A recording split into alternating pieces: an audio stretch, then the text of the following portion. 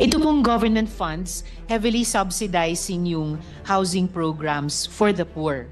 Kaya in the magnitude of billions of pesos. Yun namang pong disenyong... Sabi mo, wala sa budget eh. Isusingit pa lang sa budget pero ang priority would be the condominium. Mr. President, the target market is the poor and the homeless, di ba? Of the DSUD. It's not the middle class. Can I get an answer from that? Kasi yung binasang mandate ni Senate Minority Pro Leader, it says that yung mandate nyo is for the homeless and the poor. Yes, Mr. President, good gentlewoman. And that is why sa existing budget ng NHA, meron nga din pong 1 billion pesos para sundin ang utos dun sa Mandamus at isa pang 1 billion pesos para sa housing for victim survivors of calamity. So, total of 2 billion sa NHA budget para pa lang sa dalawang programang yon. That's for the middle class. That's not for the poor. Ito pong government funds heavily subsidizing yung housing programs for the poor. Kaya in the magnitude of billions of pesos. Yun namang pong disenyong... Sabi mo, wala sa budget eh. Isusingit pa lang sa budget pero ang priority would be the condominium. Na sinasabi mo 3.2 million units by 2028. Yun ang question ko sa DSUD. Bakit pinaprioritize yung middle class when your mandate is to help the poor and the homeless? Yung pong binanggit ko, Mr. President, na mga ipopropose pa lamang ng DSUD na public rental housing at saka yung dalawa pa. Bukod po doon, yung existing na pinagkakagastusan ng gaan ng NHA. Why are you prioritizing the 3.2 million condominium for the middle class when your mandate is to help the poor and the homeless? Dapat yun ang first priority. In fact, that is our problem in Las Piñas. That yung inyong condominium na pinopropose, it's not for the poor and the homeless. It's for the middle class. So why are we providing houses for the middle class? They can buy from others because they can afford it. Our priority should be the poor and the homeless. Kasi sa amin, sa Las Piñas, maraming poor and homeless na informal settler. That should be the priority, how to give them houses. Before kasi, yung aming CNP program, we're just giving land to the poor and the homeless. And they will try to save money to build their homes, better homes in the future. And ang amortization lang nun, 500 pesos a month. So they can afford it. The poor and the homeless, they can afford it. Even the tricycle driver and the mga nagtitinda sa palengke. But now, they are prioritizing condominium. Ang condominium, mahal. It's for the middle class. It's not for the poor. Tapos paaalisin nila doon sa lupa yung poor, lalagyan nila ng condominium. Saan nila dadalhin yung poor? That's our experience in Las Piñas. So I'm telling the Secretary what is our experience in Las Piñas. Yes, Mr. President. Nakikinig mabuti ang Secretary sa inputs ng ating mga colleagues sa bawat locality natin kasi lahat yan pag pinagsama-sama really give us the national situation sa housing na sinusubukang tugunan ng department. I think what the department is trying to do, Mr. President, good gentlewoman, ay sabay na trabahuin ito with government funds, prioritizing housing for the poor. Nakatira doon sa lupa, natatayuan nila ng condominium. Saan dadalhin yung mahihirap na cannot afford the condominium? Mr. President, kahit sa condominium, sinasabi nga po ng DSUD na pati ang condominium ay for the poor as long as may interest subsidy. So sinusubukan po ng department mag-innovate sa mga programa. Hindi daw po, Mr. President, but I'll get the updated figure on that. Ang pinopromote nila, 4,000 a month. Mr. President, what I'm hearing here is it is 2,600 a month, so not 4,000 pesos. Can afford 2,600 a month when they're earning only below 500 a day. Kasi ang kino-question ko is yung yung model na condominium. Mahal ang condominium eh. So, it's not for the poor and the homeless. So, Mr. President, sa ini-evolve na programang 4PH ng department, bukod pa po dun sa pinag-uusapan natin kaninang government subsidy, may nauna ng proposal na interest subsidy para dun po sa mga mahihirap na mag-elect tumira dun sa mga condominium na yon or mga medium rise na iyon. At meron din pong proposed na amortization subsidy in partnership sa LGUs. Kasi ang amortization, pag lupa lang ang binigay mo, 500 pesos a month. Yan ang experience namin sa Las Piñas. Now, pag condominium, magkano? Ang proposal po sa ngayon dun sa amortization subsidy in partnership sa LGU ay 1,500 pesos a month. 1,500 pesos. So, ang ina-announce sa amin, 4,000 a month. Okay. This is amortization subsidy. Amortization po na yan. Ito yung base pa lang. Base pa lang ito. Wala pa yung Per month yun, ano? subsidized na. Kasi pagka nag-check yung LGU. 1,000. I just want the should to reconsider their condominium concept for the poor. Kasi parang hindi kaya ng mga mahihirap sa amin. Paalisin sila doon sa lupa na tinitirhan nila, tatayuan ng condominium, hindi naman nila kaya yung condominium, where will they go? Tama. Hindi sila beneficiary. That is what will happen. Oh. Whereas if yung lupa dinivide sa kanila 500 a month lang. Oh, mas safe 'yon. Bakit tatayuan ng kondo? Mr. President, ang sinasabi po ng Secretary ay kahit dun sa mga lupa na sa ngayon tinitirhan ng mga informal settlers, kung dun din magtatayo ng mga halimbawa medium-rise condominium, sila rin mismo ang titira doon. So it's in Hindi nga nila obedience pa rin. ma-afford That's where this comes in, Mr. President, na eh. yun That's yung the problem. yun po. Why will you insist on building them condominiums when you can distribute the land to them 500 a month lang? Ang babayaran nila. Why will you insist on building condominium? Dahil kikita ka doon sa contractor ng condominium na may porsyento ka doon, kaya pinag-i-insist mo yung condominium. O Actually, bakit nyo ini-insist ang condominium? Payag naman yung mahihirap na i-distribute na lang yung land sa kanila, and that's 500 a month. Mr. President, kung naalala po ng Good Gentlewoman last year, sinimulan na nating i-advocate dito sa floor na to at nagbukas ang DSUD doon na yung dinedevelop nila noong 4PH program, wala pa po yung usapin ng government guarantee, ay maging bukas na i-implement in tandem sa mga proven na programa na sinusuportahan natin tulad ng CMP. Promoting that, and I don't think that's practical.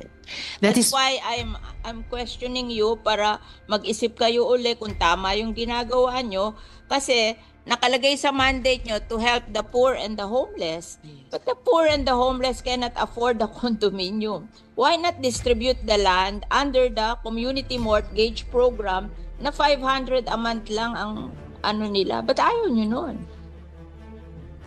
Katulad namin, itong inyong NHA, ay some of the people na homeless sa amin along the River Drive na hindi naman pwedeng ibigay sa kanila yung easement ng ilog, they are being relocated to Naik. Ang ano doon, no down payment, 700 ang hulog, townhouse. O mas better pa yon kesa magtayo ka ng condominium sa Las Piñas tapos hindi naman ma-afford ng mga tao. Saan mo dadalhin yung mga tao? O paaalisin nyo doon sa lupa, tatayuan nyo ng kondo, saan nyo dadalhin yung hindi kayang magbayad sa kondo? O, di homeless na naman yon. Hindi ba unfair sa kanila? Pinaalis mo doon sa lupa na tinatayuan nila, tatayuan mo ng kondo, tapos ibibigay mo sa middle class, tapos yung mga mahihirap, wala na naman bahay. You have to reconsider what you're doing. I think it's wrong. Yes, Mr. President. I think sa tulong ng Senado, dito sa mga budget plenaries natin, isusulong natin yon. Hindi lang yung reconsideration, pero yung redesigning din mismo ng 4PH program. I think we have done the community mortgage program Yes. in Piñas for I think 30 years, and it's very successful. We just give them the land. They don't want the condominium. They just want to have a land to build their houses on. And if they cannot build nice houses today, they'll just try to earn so that in the future they can build houses in the land.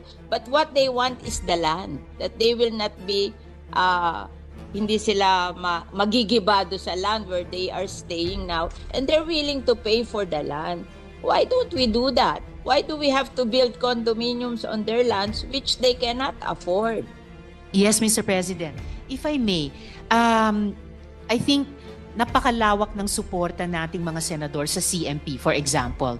And dahil paulit-ulit natin ini-impress yun sa DSUD, kaya rin makikita po natin historically sa budget na nire-request nila sa GAA, ang lakas po ng hinihinging suporta para sana halimbawa sa CMP. Pero kakaunti lang po ang actually na naibibigay mula sa DBM hanggang sa final na GAA. Halimbawa po mula 2016, nag-propose ng funding ng, this is 1 billion, right?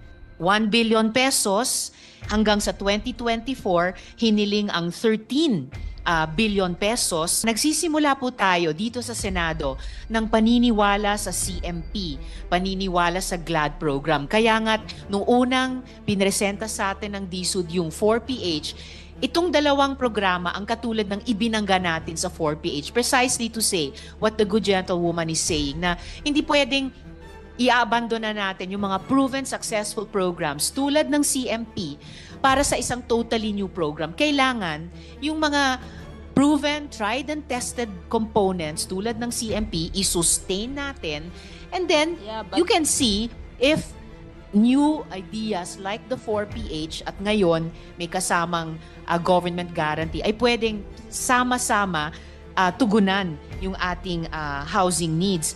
Ganon din po ang nagiging karanasan historically. If we have land there, ano po? and they can buy the land and distribute it to the poor, why will we have to build condominium which they cannot afford? Just Opo. give them the land. So it is actually up to us also now, Mr. President, kahit dun sa particular na programang sinusuportahan natin ng CMP. Nag-propose po itong representasyon ng 500 million pesos para sa CMP, pati po sa unprogrammed funds natin sa 2025. Ang historically din po sa budget na hinihingi ng DSUD at key shelter agencies pero aktual na ibinibigay ng DBM, halimbawa sa SHAFC, historically humingi po tayo para sa kanila ng 14.8 billion pesos pero 121 million pesos lamang po ang naibigay. But we are not abandoning kahit alin sa mga Gagamitin mo sa condominium kung yung land lang na murang-mura hindi mo magawa. Anong model yun sa condominium? yes. You will say that it will be financed by the private sector. Yes, Madam Mr. Gagamit President. din ng government yan. Di parang government din ang gumasta dyan.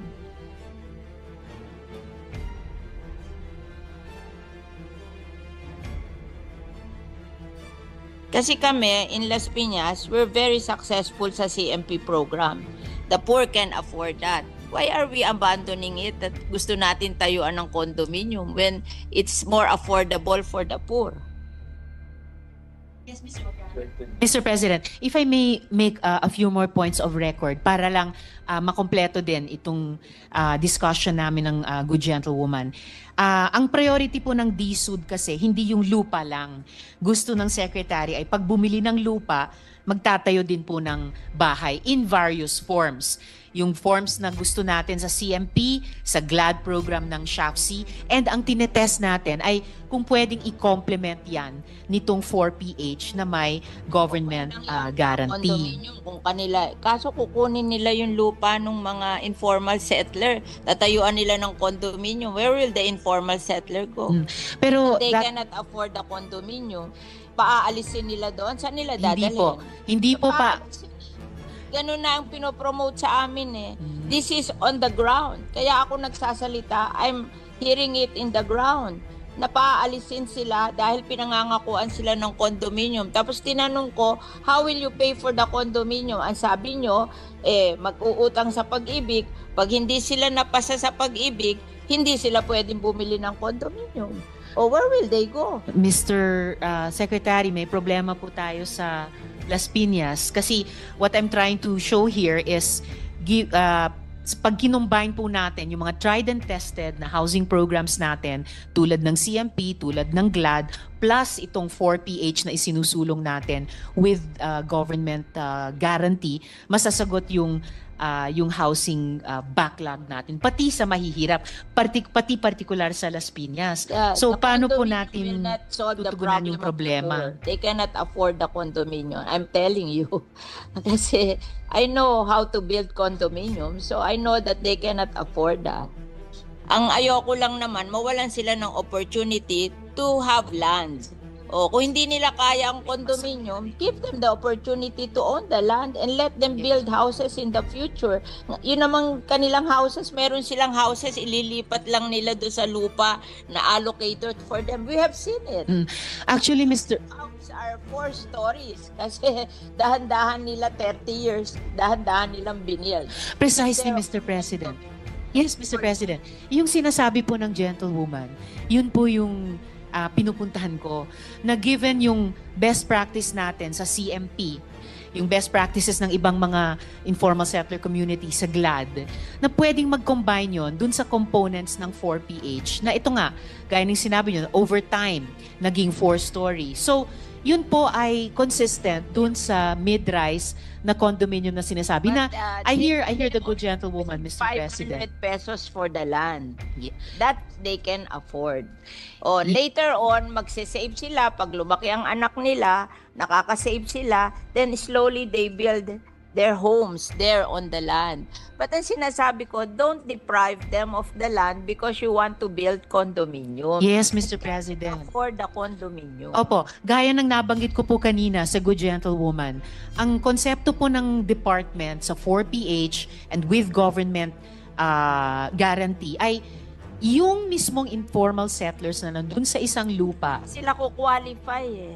Kasi wala silang income na gano'n that can afford to pay for the amortization of the condominium. Let's be practical. They cannot afford that. Mga ano lang yan tricycle driver. Mga nagtitinda sa palengke. Hindi naman everyday continuous ang income nila. Wala naman magsa-certify sa income nila, napapasa sa Pag-ibig. Alam kung mag-process sa Pag-ibig, there should be a certification of your income. Who will certify for the tricycle driver and the nagtitinda sa palengke? Mr. President. Kami rin, nagpo-process kami sa Pag-ibig. Kami nga, nagda-down pa sa amin ng ang laki-laki, bumabagsak pa rin sa Pag-ibig. Nire-refund namin yung down payment kasi they cannot qualify. Mr. President, kahit sa 4PH na may government guarantee, may nakikitang importanteng papel ang Pag-ibig. But to get back to the important concern ng good gentlewoman, meron na po tayong proof of concept with informal settlers sa Bacolod. Tama po? Sa Bacolod. So, I hear what the good gentlewoman is saying, yung problema sa Las Piñas. When there are no homeless or poor people there. Here in Las Piñas, they will remove the homeless and the poor people to build the condominium. Where will the poor and the homeless go? Yung mandate nyo is for the homeless and the poor. Yes, Mr. President, good gentlewoman. And that is why sa existing budget ng NHA, meron nga din pong 1 billion pesos para sundin ang utos dun sa Mandamus at isa pang 1 billion pesos para sa housing for victim survivors of calamity. So, total of 2 billion sa NHA budget para pa lang sa dalawang programang yon. That's for the middle class. That's not for the poor. Ito pong government funds heavily subsidizing yung housing programs for the poor. Kaya in the magnitude of billions of pesos. Yun namang pong disenyong Sabi mo, wala sa budget eh. Isusingit pa lang sa budget pero ang priority would be the condominium.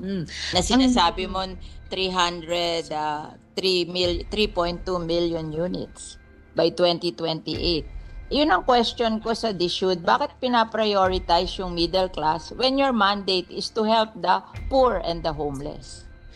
yung pong binanggit ko, Mr. President, na mga ipopropose pa lamang ng DSUD, na public rental housing at saka yung dalawa pa.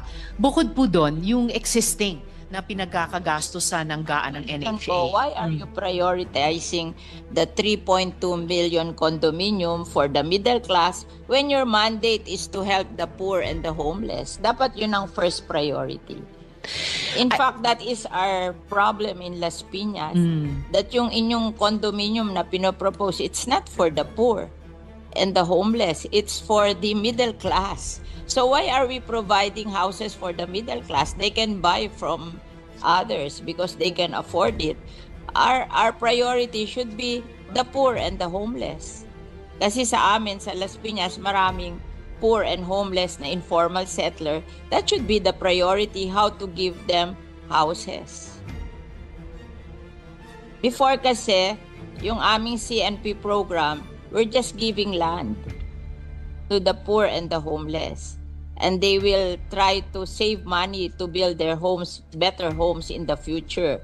And ang amortization lang nun, 500 pesos a month. So they can afford it. The poor and the homeless, they can afford it.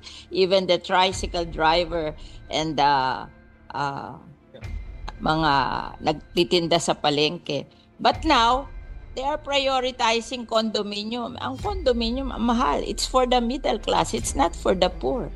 Tapos paaalisin nila doon sa lupa yung poor, lalagyan nila ng condominium. Saan nila dadalhin yung poor?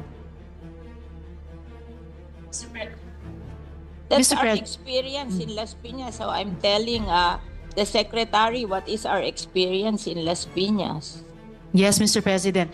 Nakikinig mabuti ang Secretary sa inputs ng ating mga colleagues sa bawat locality natin. Kasi lahat yan, pag pinagsama-sama, really give us the national situation sa housing na sinusubukang tugunan ng department. I think what the department is trying to do, Mr. President, good gentlewoman, ay sabay na trabahuin ito with government funds, prioritizing housing for the poor. Nakatira doon sa lupa na tatayuan nila ng condominium. Saan dadalhin yung mahihirap na cannot afford the condominium? Mr. President, kahit sa condominium, sinasabi nga po ng DSUD na pati ang condominium ay for the poor as long as may interest subsidy. So sinusubukan po ng department mag-innovate sa mga 4,000 programa. a month. Hindi daw po, Mr. President, but I'll get the updated figure on Yun ang that. pinopromote nila, 4,000 a month. Mr. President, what I'm hearing here is it is 2,600 a month. So not 4,000 pesos. Can afford 2,600 a month when they're earning only below 500 a day. Kasi ang kino-question ko is yung model na condominium. Mahal ang condominium eh. So it's not for the poor and the homeless. So, Mr. President, sa ini-evolve na programang 4PH ng department, bukod pa po dun sa pinag-uusapan natin kaninang government subsidy, may nauna ng proposal na interest subsidy para dun po sa mga mahihirap na mag-elect tumira dun sa mga condominium na yon or mga medium rise na iyon. At meron din pong proposed na amortization subsidy in partnership sa LGUs. Kasi ang amortization, pag lupa lang ang binigay mo, 500 pesos a month. Iyan ang experience namin sa Las Piñas. Now, pag condominium, magkano? Ang proposal po sa ngayon dun sa amortization subsidy in partnership sa LGU ay 1,500 pesos a month. 1,500 pesos. So, ang ina-announce sa amin, 4,000 a month. Okay. This is amortization subsidy. Amortization pa na yan. Ito yung base pa lang. Base pa lang ito. Wala pa yung Per month yun, ano? subsidized na. Kasi pagka nag-check na yung LG, LGU. I just want the should to reconsider their condominium concept for the poor. Kasi parang hindi kaya ng mga mahihirap sa amin. Paalisin sila doon sa lupa na tinitirhan nila, tatayuan ng condominium, hindi naman nila kaya yung condominium, where will they go? Tama. Hindi sila beneficiary. That is what will happen. Oh. Whereas if yung lupa dinivide sa kanila 500 a month lang. Oh, mas safe 'yon. Bakit tatayuan ng kondo? Mr. President, ang sinasabi po ng Secretary ay kahit dun sa mga lupa na sa ngayon tinitirhan ng mga informal settlers, kung dun din magtatayo ng mga halimbawa medium-rise condominium, sila rin mismo ang titira doon. So it's in Hindi nga nila obedience pa rin. ma-afford eh. That's where this comes in, Mr. President, na Afford eh. yun yung That's the problem. yun po. Why will you insist on building them condominiums when you can distribute the land to them 500 a month lang? Ang babayaran nila. Why will you insist on building condominium? Dahil kikita ka do sa contractor ng condominium na may porsyento ka doon, kaya pinag-i-insist mo yung condominium. O Actually, bakit nyo ini-insist ang condominium? Payag naman yung mahihirap na i-distribute na lang yung land sa kanila, and that's 500 a month. Mr. President, kung naalala po ng good gentlewoman last year, sinimula na nating i-advocate dito sa floor na to at nagbukas ang DSUD doon na yung dinedevelop nila noong 4PH program, wala pa po yung usapin ng government guarantee, ay maging bukas na i-implement in tandem sa mga proven na programa na sinusuportahan natin tulad ng They're CMP. promoting that, and I don't think that's practical. That That's is why I'm questioning you para mag-isip kayo uli kung tama yung ginagawa nyo, kasi nakalagay sa mandate nyo to help the poor and the homeless. But the poor and the homeless cannot afford the condominium. Why not distribute the land under the community mortgage program na 500 a month lang ang ano nila? Ba't ayaw nyo nun? Katulad namin, itong inyong NHA, ay some of the people na homeless sa amin along the River Drive na hindi naman pwedeng ibigay sa kanila yung easement ng ilog, they are being relocated to Naik. Ang ano doon, no down payment, 700 ang hulog, townhouse. O mas better pa yon kesa magtayo ka ng condominium sa Las Piñas tapos hindi naman ma-afford ng mga tao. Saan mo dadalhin yung mga tao? O paaalisin nyo doon sa lupa, tatayuan nyo ng kondo, saan nyo dadalhin yung hindi kayang magbayad sa kondo? O, di homeless na naman yon. Hindi ba unfair sa kanila? Pinaalis mo doon sa lupa na tinatayuan nila, tatayuan mo ng kondo, tapos ibibigay mo sa middle class, tapos yung mga mahihirap, wala na naman bahay.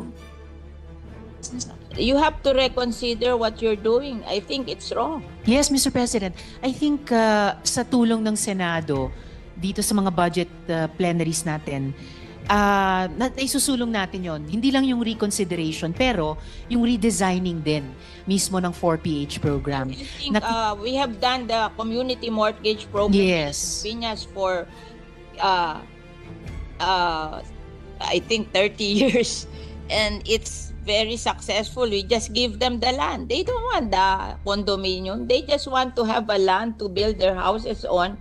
And if they cannot build nice houses today, they'll just try to earn so that in the future they can build houses in the land. But what they want is the land. That they will not be hindi sila magigibado sa land where they are staying now, and they're willing to pay for the land. Why don't we do that? Why do we have to build condominiums on their lands which they cannot afford? Yes, Mr. President. If I may, I think napakalawak ng suporta nating mga senador sa CMP, for example. And dahil paulit-ulit natin ini-impress yun sa DSUD, kaya rin makikita po natin historically sa budget na nire-request nila sa GAA, ang lakas po ng hinihinging suporta para sana halimbawa sa CMP. Pero kakaunti lang po ang actually na naibibigay mula sa DBM hanggang sa final na GAA. Halimbawa po mula 2016, nag-propose ng funding ng billion, right? 1 billion pesos hanggang sa 2024, hiniling ang 13 billion pesos. Nagsisimula po tayo dito sa Senado ng paniniwala sa CMP, paniniwala sa GLAD program. Kaya nga't nung unang pinresenta sa atin ng DSUD yung 4PH, itong dalawang programa ang katulad ng ibinangga natin sa 4PH, precisely to say what the good gentlewoman is saying, na hindi pwedeng i-abandona natin yung mga proven successful programs tulad ng CMP para sa isang totally new program. Kailangan yung mga proven, tried and tested components tulad ng CMP, i-sustain natin, and then you can see if new ideas like the 4PH at ngayon may kasamang government guarantee ay pwedeng sama-sama tugunan yung ating housing needs. Ganon din po ang nagiging karanasan historically. We have land there, Ano po? and they can buy the land and distribute it to the poor. Why will we have to build condominium which they cannot afford? Just Opo. give them the land. So it is actually up to us also now, Mr. President, kahit dun sa particular na programang sinusuportahan natin ng CMP. Nag-propose po itong representasyon ng 500 million pesos para sa CMP, pati po sa unprogrammed funds natin sa 2025.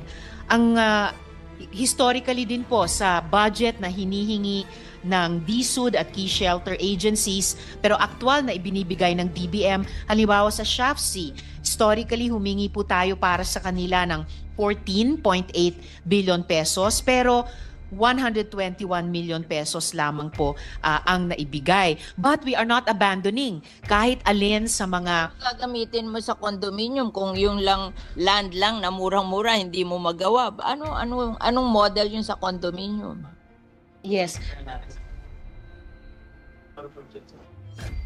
You will say that it will be financed by the private sector. Yes, Madam Mr. Mr. President. Ng government yan. Di parang government din ang gumasta dyan.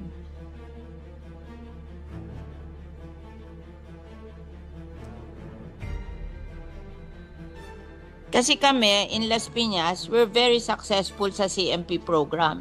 The poor can afford that. Why are we abandoning it that gusto natin tayuan ng condominium when it's more affordable for the poor? Mr. President, if I may make a few more points of record para lang makompleto din itong discussion namin ng good gentlewoman. Ang priority po ng DSUD kasi hindi yung lupa lang.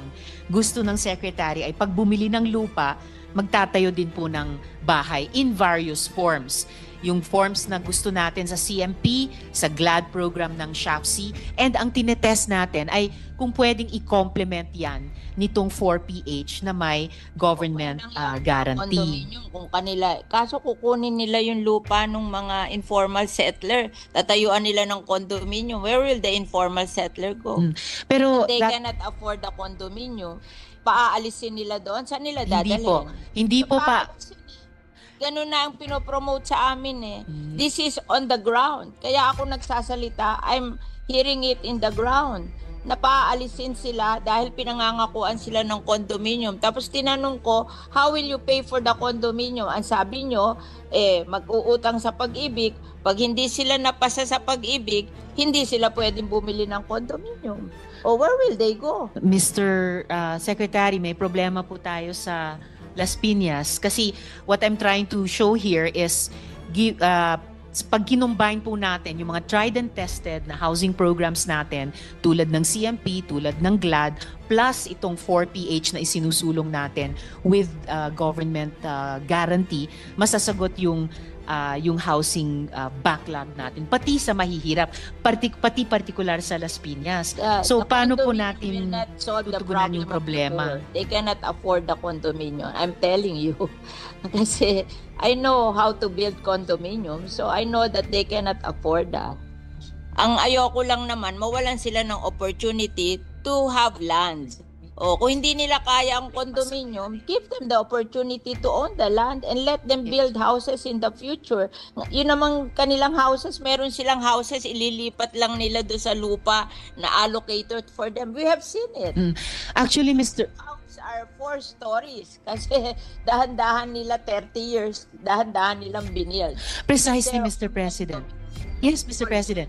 Yung sinasabi po ng gentlewoman, yun po yung pinupuntahan ko, na given yung best practice natin sa CMP, yung best practices ng ibang mga informal settler community sa GLAD, na pwedeng mag-combine yun dun sa components ng 4PH, na ito nga, gaya ng sinabi nyo, over time, naging 4-story. So, yun po ay consistent dun sa mid-rise na condominium na sinasabi na I hear the good gentlewoman, Mr. 500 President. pesos for the land. That they can afford. O later on, magsisave sila. Pag lumaki ang anak nila, nakaka-save sila, then slowly they build their homes there on the land. But ang sinasabi ko, don't deprive them of the land because you want to build condominium. Yes, Mr. President. For the condominium. Opo, gaya ng nabanggit ko po kanina sa Good Gentlewoman, ang konsepto po ng department sa 4PH and with government guarantee ay yung mismong informal settlers na nandun sa isang lupa. Sila ko qualify eh. Kasi wala silang income na gano'n that can afford to pay for the amortization of the condominium. Let's be practical. They cannot afford that. Mga ano lang yan eh, tricycle driver. Mga nagtitinda sa palengke. Hindi naman everyday continuous ang income nila. Wala naman magsa-certify sa income nila, napapasa sa pag-ibig. Alam kung mag-process sa pag-ibig, there should be a certification of your income. Who will certify for the tricycle driver and the nagtitinda sa palengke? Mr. President. Kami rin, nagpo-process kami sa pag-ibig. Kami nga, nagda-down pa sa amin ng ang laki-laki, bumabagsak pa rin sa pag-ibig. Nire-refund namin yung down payment kasi they cannot qualify.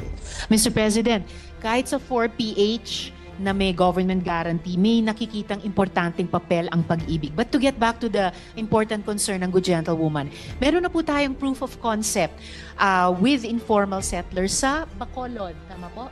Sa Bacolod. So, I hear what the Good Gentlewoman is saying, yung problema sa Las Piñas. When there are no homeless or poor people there. Here in Las Piñas, they will remove the homeless and the poor people to build the condominium. Where will the poor and the homeless go?